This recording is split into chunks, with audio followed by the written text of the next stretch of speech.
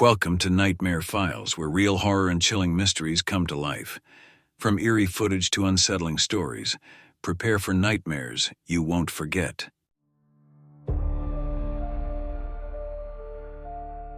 There are moments in life when the ordinary dissolves into a tapestry of nightmares, when familiar corridors, comforting routines, and even the light-hearted laughter of friends transform into the setting for unspeakable terror.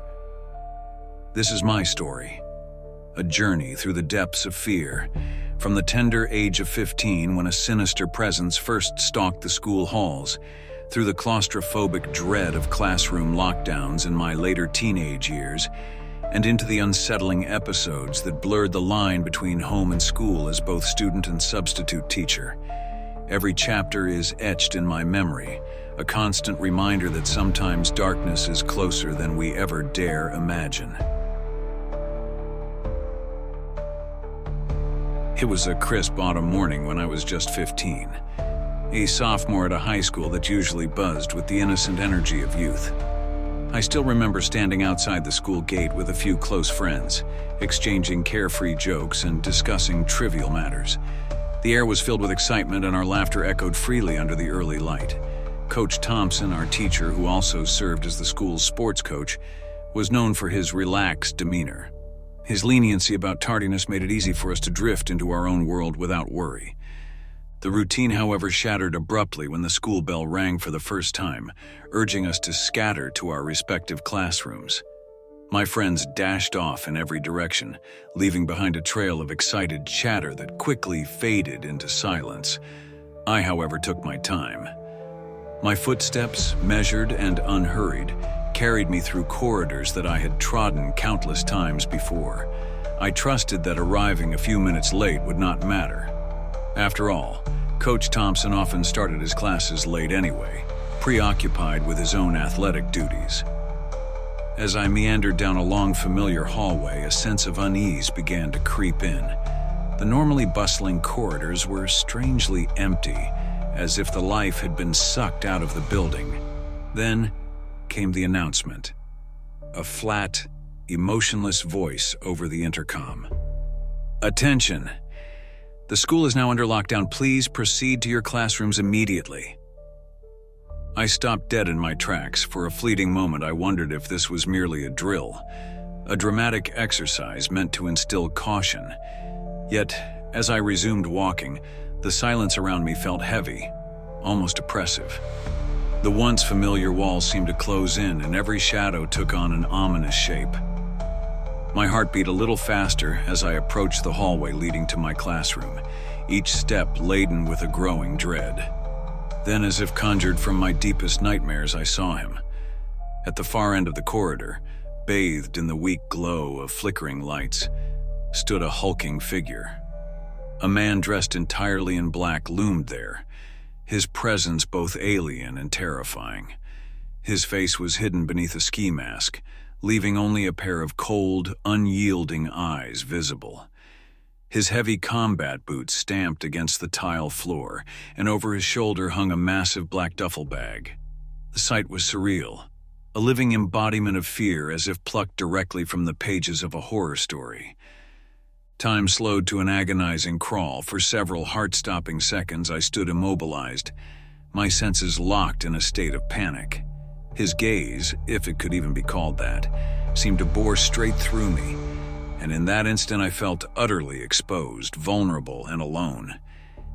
Every instinct screamed to run. Without a moment's hesitation, I turned on my heel and sprinted toward the nearest restroom, desperate to find some semblance of refuge in its cramped confines. Inside the dim, flickering light of a lonely stall, I pressed my back against the cold, hard wall. I listened, every nerve on edge, as the sound of my own pounding heart filled the silence. Each drop of water from a leaking tap echoed like a sinister metronome, marking the passage of what felt like an eternity. I sat in that stall, trapped in a cocoon of fear, each minute stretching on interminably as I listened for any sign that the horror outside might be fading away. At times I was sure I heard the soft, deliberate echo of footsteps in the hallway, a sound that made my blood run cold and my mind race with terror. After nearly 30 minutes of suffocating anxiety, a gradual change began to occur. In the distance, the faint wail of sirens and the murmur of approaching voices slowly replaced the oppressive silence. Mustering every ounce of courage I had left, I inched toward the stall door and peered out cautiously. The corridor, once dominated by dread, now bore the reassuring glimmer of flashing blue and red lights from police vehicles. It appeared the masked man had vanished, or perhaps he had been apprehended. Even though the immediate danger had been contained, the impact of that morning never left me. The memory of that faceless intruder, the overwhelming terror that had gripped me in that desolate hallway, and the endless, echoing moments in that tiny restroom haunted my thoughts for years afterward. My parents, alarmed by my persistent anxiety and recurring nightmares, eventually insisted I undergo therapy. No child, they said, should ever have to endure such raw, unfiltered terror. And so the once joyous halls of my school became forever tainted by the specter of that chilling encounter. I would later learn that the school installed a 24-hour security presence for an entire year, a small comfort against the invisible threat that had, for one dreadful morning, made a mockery of our sense of safety.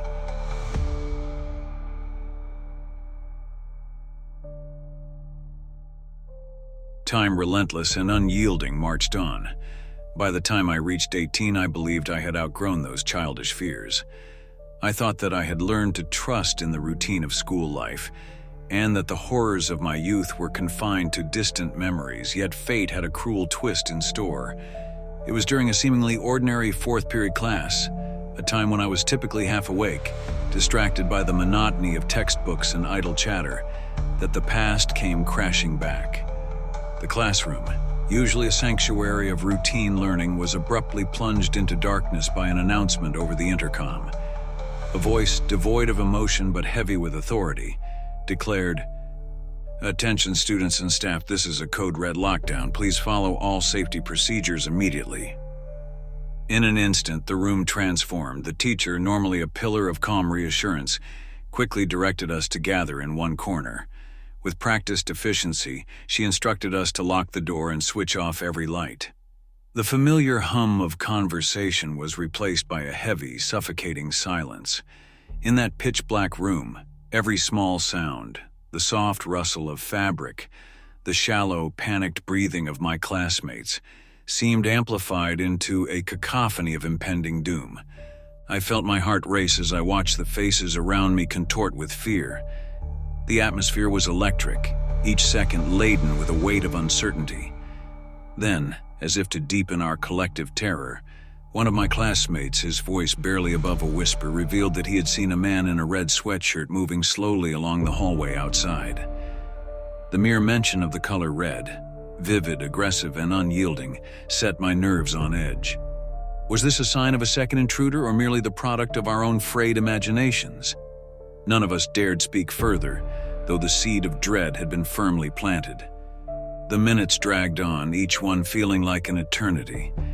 In that claustrophobic darkness, we huddled together in silence, our minds racing with all sorts of terrifying possibilities. Every creak of the old building, every distant, unexplained sound was a harbinger of what might be lurking just beyond our sight. And then, as suddenly as it had begun, the intercom spoke again. The voice, calm and almost clinical, announced, "Lockdown has now been lifted. Please return to your classrooms with caution." With trembling hands, we slowly emerged from our hiding spots. The lights flickered back on, and the door creaked open. But the relief was only temporary. The unsettling image of that red-clad figure lingered in our minds, a ghostly reminder of that moment when our sense of security was utterly shattered. Even as we resumed our classes, I could feel the lingering chill, as if the darkness had seeped into the very walls of the room. I left that day with an awareness that nothing would ever be quite the same. The school, once a beacon of routine and safety, had become a stage for nightmares, a place where the boundary between reality and terror was frighteningly thin.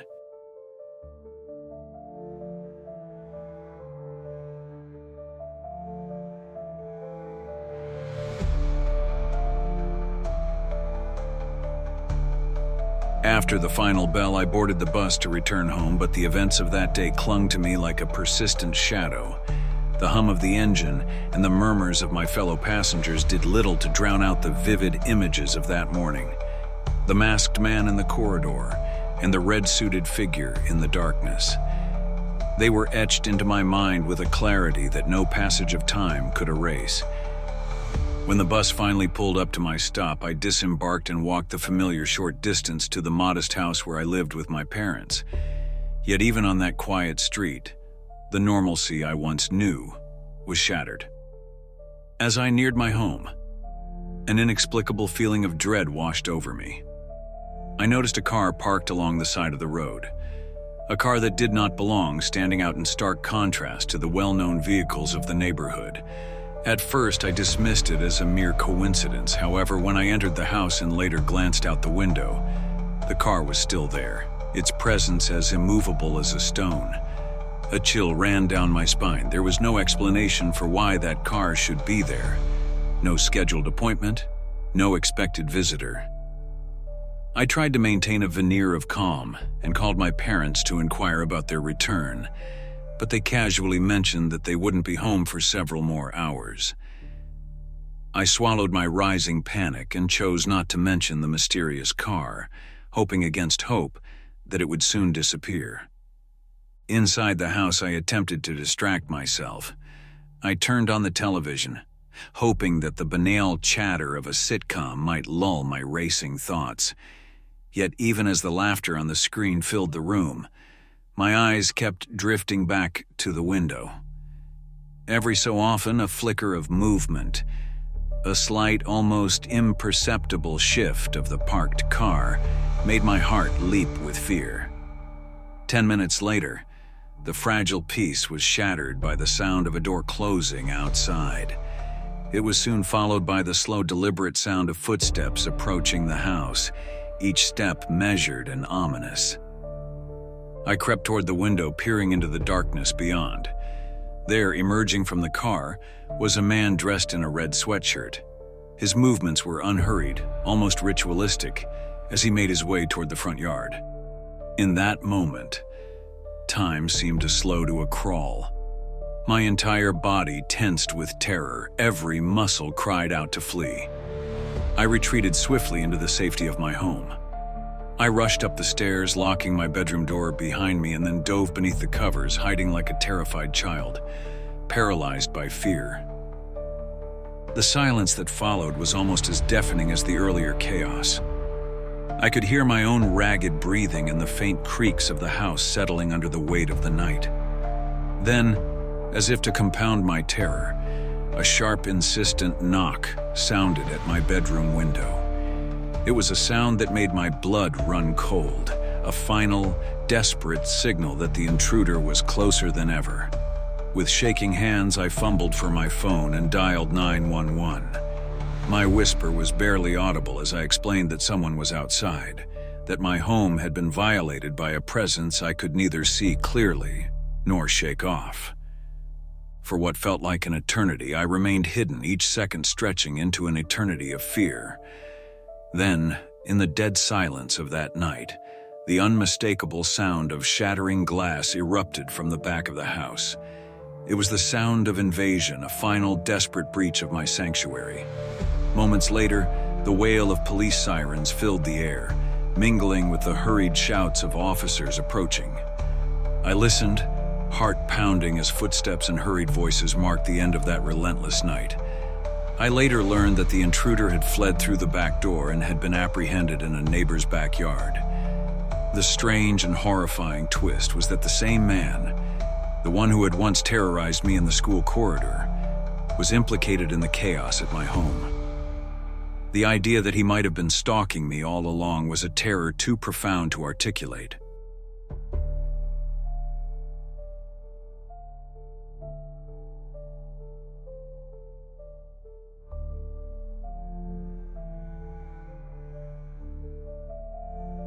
As if the terrors of my student days were not enough, fate conspired to plunge me into another realm of horror, this time as an adult entrusted with the care of young lives. Several months later, I found myself unexpectedly serving as a substitute teacher. I had just finished covering another class when I was assigned to a small group of 4 students who, for reasons beyond my understanding, had been left without proper permission slips. The task, on the surface, seemed mundane. Play a Mythbusters video and distribute worksheets to keep the students occupied. I entered the classroom with a sense of purpose, trying to suppress the lingering memories of past nightmares. However, tranquility was short-lived. Barely a few minutes into the video, the 4 inseparable friends, whose camaraderie had always been their greatest strength, suddenly rose as one and pleaded to be excused to use the restroom. Their voices, filled with the innocent urgency of youth, cut through the air, and I, trusting in their reliability, granted their request with a gentle reminder to return promptly. I paused the video and settled into a patient wait, expecting to hear the familiar sounds of their footsteps returning any moment. Minutes turned into an agonizing stretch of silence. The initial calm was rapidly replaced by an overwhelming sense of foreboding. My eyes darted around the room, searching for any sign of the missing students. With each passing minute, a gnawing dread took hold. What if something terrible had befallen them? Concern drove me out of the relative safety of the classroom and into the cold, deserted corridor. The school's hallways, once echoing with the energy of youth, now lay empty and foreboding, their silence punctuated only by the sound of my hurried footsteps.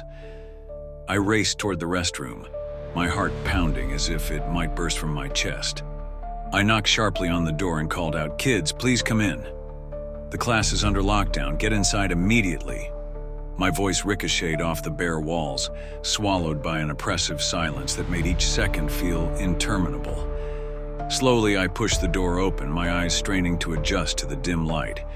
Inside, the restroom was completely empty. There was no sign of laughter, no hurried whispers, only the stark, oppressive emptiness and shadows that seemed to cling to every corner. A cold sweat broke out on my forehead as I realized the gravity of the situation. Panic surged through me as I quickly retreated back to the classroom, my mind reeling with unanswered questions. Back in the classroom, I stood by the door for what felt like an eternity. 10 long, heart-wrenching minutes during which every second dripped with anxiety. Then, in the midst of the oppressive silence, I began to notice a peculiar sound. A soft, almost imperceptible rustling, like the dragging of fabric or the shifting of a chair. It came from the far corner of the room, near a cluster of desks shrouded in shadow. Driven by a mixture of dread and duty, I edged closer, my footsteps tentative. As I approached, the sound grew more distinct, and I could make out a dark silhouette behind one of the desks. The figure moved unnaturally, its presence exuding an air of menace. It was not one of my students. This was an unknown intruder, a man whose face was hidden in the murk of the poorly lit room. The sight made my blood run cold. Overwhelmed by terror, I let out a cry, a desperate, raw sound of panic, and bolted from the classroom without looking back. My mind whirled as I sprinted down the corridor, the echo of my footsteps blending with the distant sounds of chaos. In my frantic state, I sought help from any teacher nearby. Fortuitously, a colleague opened a door, and after hearing my disjointed explanation, immediately contacted the principal. Within minutes, the previously empty hallways were filled with uniformed officers and flashing lights. The intruder, who had been lurking in the shadows of that classroom, was soon apprehended as he attempted to slip away in the confusion. Rumors soon spread among the students that the missing group had taken refuge in another classroom, a detail I learned only after the immediate terror had subsided. Yet, the events of that day left an indelible scar. A grim reminder that danger can emerge from the most unexpected corners.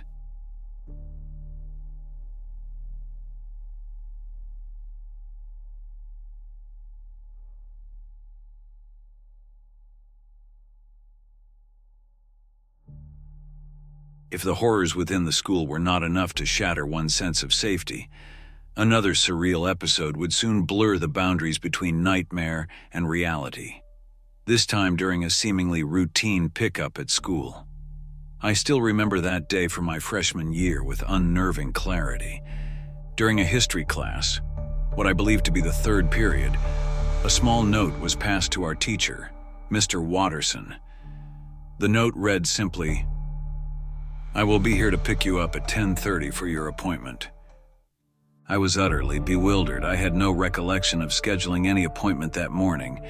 Yet when my name was called and I was given permission to leave, I felt a strange mix of relief and apprehension. I stepped out of the classroom and wandered along the deserted corridors toward the designated pickup area at the side entrance. The hallways were unnervingly silent, and the echo of my footsteps on the tiled floor only heightened my sense of isolation. When I finally reached the school's parking lot, a space normally bustling with parents and vehicles, I noticed a minivan idling with its engine softly running. It was not the familiar car of my mother, but rather an unfamiliar vehicle with an unsettling aura. As I stood there, an inexplicable feeling of dread crept over me. My eyes darted between the minivan and the quiet street, searching for any sign of normality. Then I observed the minivan's side window slowly rolling down. A woman's face appeared, a face I did not recognize, with eyes that seemed cold and impenetrable. She turned to meet my gaze directly, her expression unreadable as she stated in a flat tone, "I'm here to pick you up. Your mother asked me to." Her words sent a shiver down my spine. With a trembling voice I asked, "How do you know my mother?" Her reply was curt and vague. "We're just old friends." The ambiguity of her answer only deepened my growing unease. Every instinct told me that something was terribly wrong. Unable to shake the sense of foreboding, I refused to get into the vehicle. My heart pounded as I slowly backed away and turned to head back into the school. However, as I approached the side entrance, I discovered that it was securely locked during school hours. Only the main entrance was accessible. Panic surged anew as I glanced back at the minivan. I saw, with a shock, that the side door had slowly swung open further, and out stepped a man. He moved deliberately, his features obscured by the fading light, steadily advancing toward me. Terror overwhelmed me, and without a second thought, I bolted across the schoolyard toward the main entrance. I ran with every ounce of strength I had, the cold air biting at my face, my breath coming in ragged gasps. As I burst through the front doors, a receptionist peered out from a small window and asked for my student ID. My hands shook as I fumbled to produce it, and I stammered out a fragmented explanation of the bizarre events. The receptionist, clearly perplexed by my disjointed account, verified my identity and promptly handed me a temporary pass to re-enter the classroom. Inside, I felt a tumult of emotions, a blend of relief at having escaped immediate danger, and an unshakable dread that something was terribly amiss. The day's earlier events had not only robbed me of my sense of safety, but it also left me questioning the very fabric of normalcy. Later that afternoon, during an English class with Ms. Gallo, a teacher renowned for her kindness yet unwavering discipline, the nightmare resurfaced once more. About 20 minutes into the lesson, her phone rang urgently. After a brief conversation, she returned to the classroom, her face etched with worry. "Everyone, please stand up," she instructed gravely. "We are now under lockdown again. This is not a drill." In an instant, the room was transformed. The students abandoned their seats and knelt in the back of the classroom as Ms. Gallo did her best to maintain a semblance of calm, despite the palpable terror in her eyes. The oppressive silence that followed was almost unbearable. Every small sound, the rustle of fabric, the soft whisper of anxious breaths, and the ticking of the clock seemed amplified, as if the very air around us was charged with fear. For a full 30 minutes, we remained in that state of suspended terror until the intercom finally crackled to life with the message, "The lockdown has now been lifted.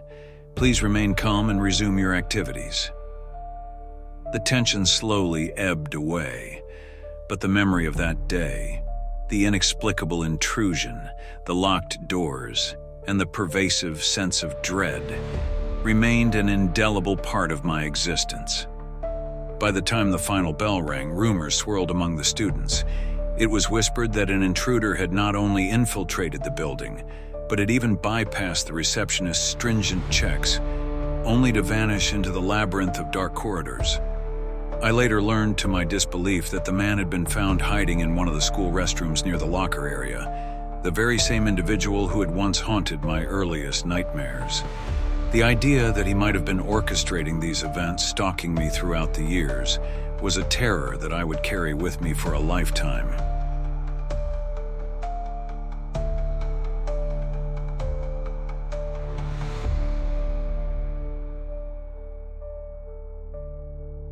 Now, as I look back on those turbulent years, I realize that the corridors of that school and the endless hours of lockdown have become permanently etched in my memory.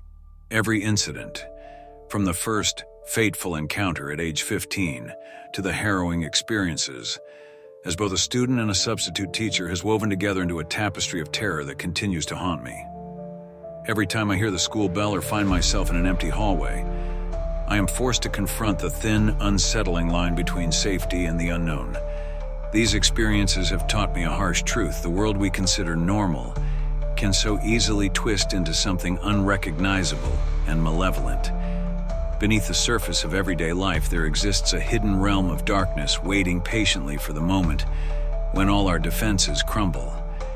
Whether it was the silent, empty corridor that harbored a faceless intruder, the suffocating isolation of a locked classroom, or the surreal encounter during a routine pickup, each moment has etched itself into my soul. Even now, as the years pass, I find that my senses remain hyper-alert. When I walk alone at night or pass by an unlit building, I cannot help but glance over my shoulder, haunted by memories of those terrifying days. The image of that masked man, the red-suited stranger, and the enigmatic figures who invaded my school and home serve as a constant reminder that darkness often lurks just beyond the edges of our perception. This is my story, a chronicle of unrelenting nightmares and a legacy of fear that has forever altered my understanding of safety. It is a tale of a young boy forced to confront unspeakable horrors, of a student whose innocence was shattered by inexplicable terror, and of an adult who, despite all efforts to move forward, remains haunted by shadows that refuse to fade. May this account serve as both a warning and a testament that sometimes, in the quiet moments when we believe we are alone, the darkness may be closer than we ever dare to imagine.